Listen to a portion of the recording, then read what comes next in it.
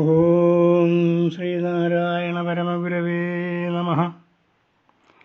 പ്രിയ ശ്രോതാക്കളെ, സുഹൃത്തുക്കളെ, അച്ചൻകോണം എന്ന സ്ഥലത്ത് പപ്പുമേസ്ത്രി എന്നൊരാൾക്ക് അയാളുടെ പറമ്പിൽ പല സ്ഥലത്തും കിണർ കുഴിച്ചിട്ട് വെള്ളം കിട്ടുന്നില്ല.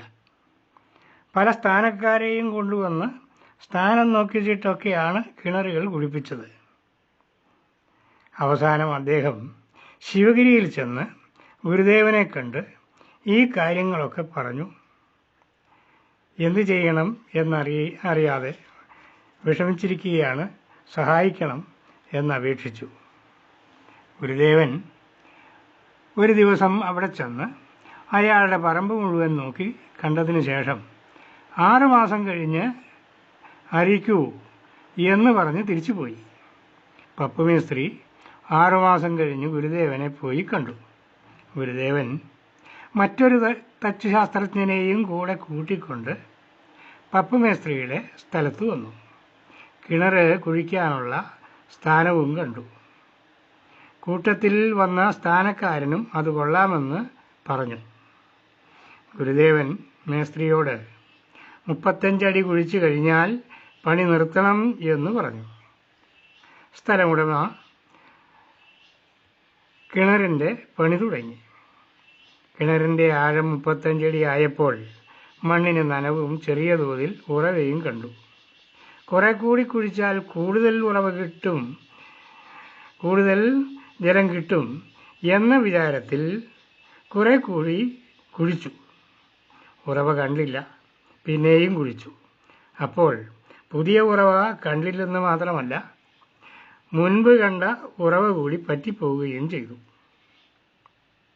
പപ്പുമേസ്ത്രി നിരാശനായി ശിവഗിരിയിൽ ചെന്ന് ഗുരുദേവനെ കണ്ട് വിവരങ്ങൾ അറിയിച്ചു. ഗുരുദേവനാകട്ടെ 35 അടി ആയാൽ കുഴിക്കൽ നിർത്തണം എന്ന് പറഞ്ഞില്ലേ എന്ന് പറഞ്ഞ് ശാസിക്കുകയാണ് ചെയ്തത്.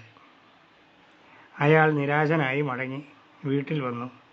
അങ്ങനെ ദുഃഖിച്ചിരിക്കുമ്പോൾ കിണറ്റിൽ നിന്ന് വലിയ ഒരു ശബ്ദം കേട്ടു. ചെന്ന് നോക്കിയപ്പോൾ ഗുരുദേവൻ പറഞ്ഞ 35 അടി ആഴത്തിൻ്റെ ഭാഗത്ത് നിന്ന് വലിയ തോതിൽ ചുറ്റും നിന്ന് ഉറവകൾ ഉണ്ടായി താഴേക്ക് പതിക്കുന്നതാണ് കണ്ടത്.